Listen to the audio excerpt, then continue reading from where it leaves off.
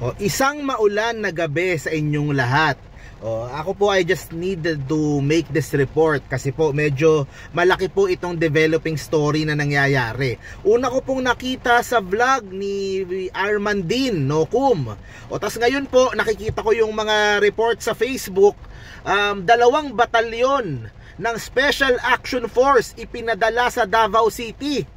Okay, so ito po yung mga pinaka magagaling at pinaka matinik natin na mga forces ang pinadala po dyan sa Davao. Ito po ay kasabay nung 40 na na-relieve na pulis kahapon.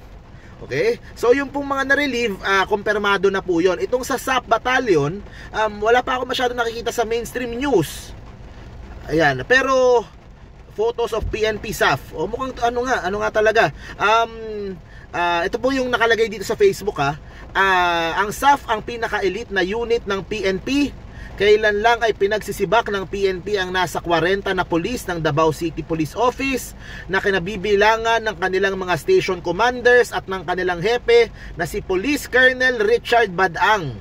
Ang desisyon ay inilabas matapos ang paunang investigasyon sa pagkamatay ng 7 individual sa anti-illegal drug operation sa lungsod mula March 23 hanggang 26 nung nag-announce itong si Mayor Baste. Matatandaan na sa isang programa ng SMNI nung April 4 ay pinanandigan ni Mayor Baste na binuhay niya ang war on drugs sa Davao City na sinimulan ng kanyang ama. Okay, so ang lumalabas po, itong mga SAP batalyon na ito, ang pakiramdam ng iba, okay? Ang pakiramdam ng iba, ito po ay ang posibleng umaresto kay Pangulong Duterte. Kung meron mang batalyon ng PNP ang mga aresto kay Digong, ito na yon. Ito na yung the best of the best natin. Pinaka well-trained, so sila po talaga. Okay? At mukhang posible kaya magkaroon yung aresto this week. Napansin ko merong date na lalabas si Pangulong Bongbong Marcos sa bansa. Kung di ako nagkakamali, baka pwede siya umalis doon na aresto. So malikot lang po isip natin, pero sa totoo lang hindi natin alam mangyayari. Basta ang sigurado lang, 40 Davao City police officers are relieved of their duty. Ito yung siguro sinasabi ng iba, ito yung mga loyal daw kay Digong. Syempre alaga yan yung mga pulis dyan sa Davao City ng pamilya Duterte. So pinalitan sila siguro, baka pinalitan sila ng mga loyal sa mga Marcos, kay Pangulong Marcos. Hindi natin alam. pero kumbaga yung mga malilikot ng isip, yan na yung tumatakbo ngayon. Ito basahin natin yung report dito sa Rappler. 40 police officers were relieved.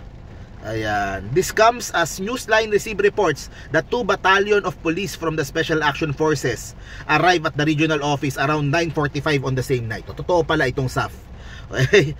Police Major Catherine De La Rey, spokesperson of PRO 11, was also relieved from her post. Pati spokesperson na relieve. So ito, in Special Order number SORA 2024-1561, dated May 24 by the Commander of Police Brigadier General Aligre Martinez, the following station commanders and their deputies were ordered relieved. So ang daming mga police ang daming mga police commanders. So 40 po lahat-lahat ang na-relieve. Okay? Tapos the following police officers were designated as OIC station commanders. So puro mga OIC yung pong naka-relieve. Ayan. So ito po ay galing nga doon sa drug war ni Mayor Baste na iniimbestigahan po ngayon. Pero hindi mawala sa isip ng mga tao na baka ito ay gamitin. Una, either pag-aresto kay Kibuloy, baka natuntun na kung nasaan si Kibuloy, or baka bigla ang lumabas yung ICC ngayong June o July, nakaprepare na, nakakasado na dyan sa Davao yung pong aresto, kung sino man yung dapat arestuhin. So medyo mabigat-bigat po yung mga inaasahan po nating mga kaganapan po, kasi kung paniniwalaan po natin yung mga sinasabi, for example ni Sunny Trillanes, na baka June lumabas yung pong warrant of arrest ng ICC. Kung meron mga aresto kay Duterte for the ICC, ito na yon, ito ng squad na yon. Teka lang ha. Kaya yun po ang pinaka latest po natin na na posibleng mangyari po diyan. Umiinit lalo yung sitwasyon, and hindi mo akalain na aabot sa ganito, di ba? Pero kasi yung kampo ng mga Duterte, puro destabilization, puro paninira, purong gusto si Sara yung maiupo, puro pakabig towards China. Hindi mo din maintindihan sila. Kumbaga, puro atake na bangag, puro PIDEA leaks, puro, kaya hindi mo din masisisi siguro yung pong palasyo na turuan sila ng leksyon.